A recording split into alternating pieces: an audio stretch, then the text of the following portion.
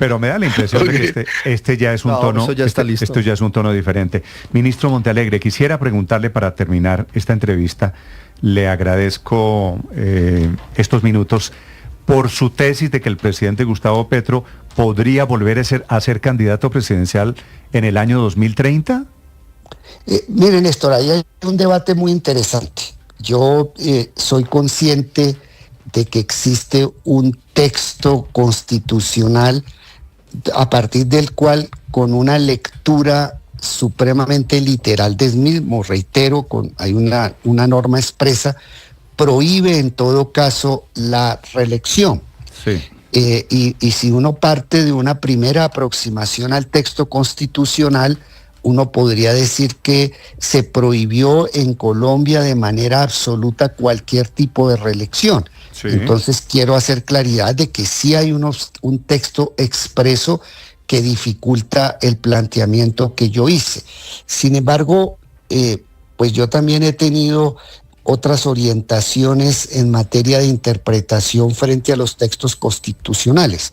Y un punto de partida para la interpretación de los textos constitucionales es el de que yo considero, como lo hacen muchos sectores académicos, es decir, no es invención mía, al contrario, yo me pliego a muchos sectores académicos que dicen que en el mundo contemporáneo, en las constituciones actuales, es posible encontrar normas que son parte de la Constitución, pero que son inconstitucionales. ¿Cuál es el sentido de esto? El sentido de esto es que ya se tiene muy claro que la prohibición constitucional para que se reelijan los presidentes de Colombia es inconstitucional, si le entiendo bien. Ese sería mi planteamiento. Es una lectura correcta de lo que yo estoy diciendo. ¿Y por qué? Porque hay que tener en cuenta que si algo caracteriza actualmente el discurso constitucional, y en eso la Corte Constitucional colombiana ha tenido un discurso muy fuerte con el tema de la sustitución de la Constitución. ¿Qué es eso de la sustitución de la Constitución? Eso significa que una Constitución tiene un marco axiológico que lo caracteriza, un modelo, una fórmula política, y que esa fórmula política no puede ser cambiada ni por el Congreso de la República, ni puede ser cambiada a través de referendo, y que el único que puede cambiar esa fórmula política es la constituyente. ¿Eso no aplica a derechos? No, yo creo que esa aplica a todo, Néstor. Yo creo que es una tesis generalizada de la Corte Constitucional, que precisamente es una tesis que saca la Corte Constitucional para ponerle límites al primer referendo que intentó el expresidente Álvaro Uribe. Y si me lo permite, si me da el tiempo, yo quisiera aclarar ese punto. Mire, cuando el expresidente Álvaro Uribe, en ese momento presidente de la República, se posesiona con una amplísima mayoría, gana en primera vuelta, una de las primeras propuestas que él tenía, que la formuló con Fernando Londoño, que es un crítico mío, pero es una persona a quien yo considero una persona supremamente inteligente a pesar de las distancias ideológicas que tenemos. Y la primera propuesta de Álvaro Uribe, y yo lo digo no con ánimo camorrero, ni con ánimo de trifulca, ni con ánimo de interferir en un proceso electoral de ninguna manera, la primera propuesta de Álvaro Uribe de reforma a la Constitución era acabar el modelo de la Constitución de 1991. Y yo tuve el privilegio de que en ese momento yo era presidente de la Corte Constitucional, y como Corte Constitucional nos opusimos a una propuesta de Álvaro Uribe que quería desmontar la Constitución del 91. Por esa razón... Pero la propuesta de Uribe era reformar un articulito, no reformar la Constitución. No la propuesta de la reelección. Mucho antes, Néstor. Es que antes de esa discusión, uno de los primeros actos de gobierno de Álvaro Uribe fue hacer una reforma a la Constitución. Hizo una propuesta con Fernando Londoño, que era el ministro del Interior, antes de cualquier debate sobre la reelección, pero era una propuesta de tal envergadura que modificaba el marco la estructura misma y el marco axiológico de la Constitución. A partir de ahí fue que la Corte Constitucional, le surgió a la Corte Constitucional el temor de que si no se le ponían límites al poder de reforma del Congreso frente a la Constitución actual, la podían modificar integralmente, y por eso la misma Corte Constitucional dijo que ni a través del Congreso ni a través de un referendo se podía modificar la estructura y el marco axiológico de la Constitución. ¿Y qué tiene que ver eso con su idea de que el presidente Petro podría ser reelegido en el 30?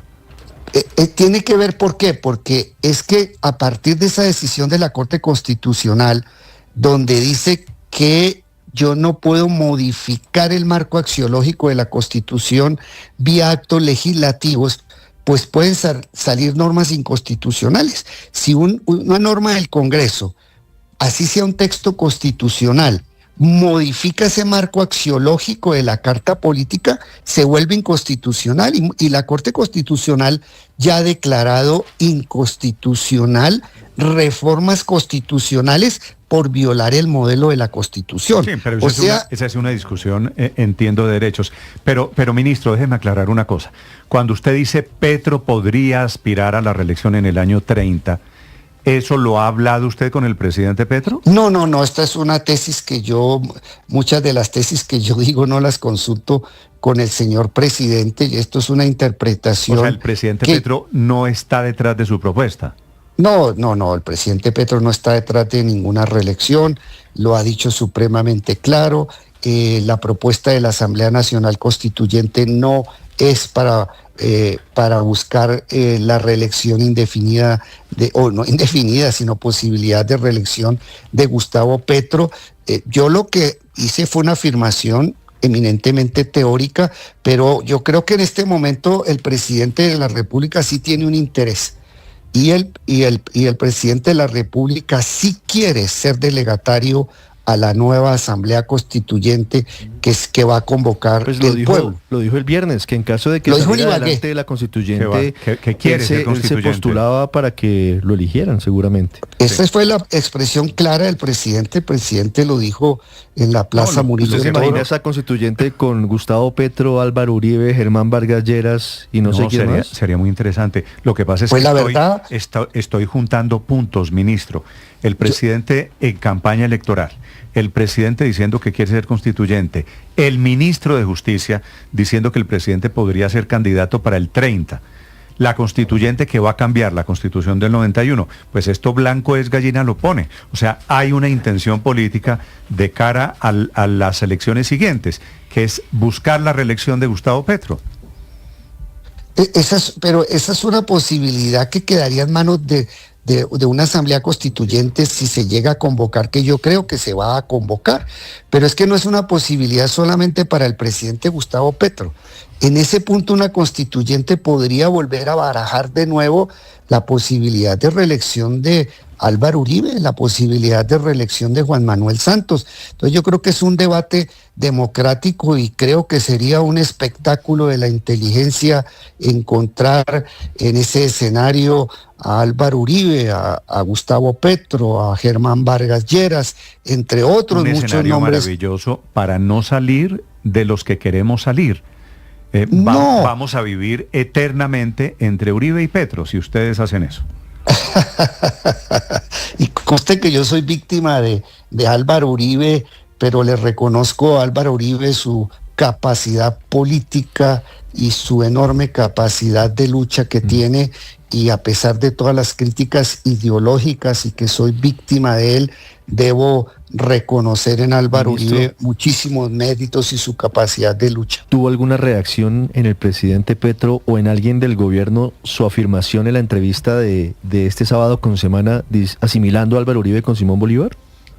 Es que el contexto en que yo hice la asimilación de Álvaro Uribe con Simón Bolívar fue en un contexto muy particular, porque a mí me preguntan sobre si Álvaro Uribe o no tiene juego en la política colombiana, y yo digo que desde luego que tiene mucho juego en la política colombiana, porque Álvaro Uribe, como Simón Bolívar, es un hombre de las dificultades y que sabe luchar contra la adversidad, y en ese sentido hice esa comparación con Simón Bolívar. Okay. Es que Simón Bolívar era el hombre de las dificultades, y Álvaro Uribe, a pesar de todas las críticas y el distanciamiento ideológico que yo tengo con él, hay que reconocerle que él es un samurái, él es un hombre guerrero, y hay que admirar esa capacidad de batalla. Y en ese sentido es la comparación. Ministro Montealegre, gracias por acompañarnos esta mañana aquí en Blue Radio. Le deseo un feliz lunes. Bueno, los invito a votar por mí en la Asamblea Constituyente. Un gran abrazo. Ah, usted también. Desde luego. Yo ya estoy consiguiendo votos aquí a través de Blue, mi querido Néstor. Ok, bueno. Bueno, de ahí a que los consiga yo hay un trecho. Ministro, gracias. Pues primero que consiga las 2,5 millones de firmas y haya todo el trámite. Pues.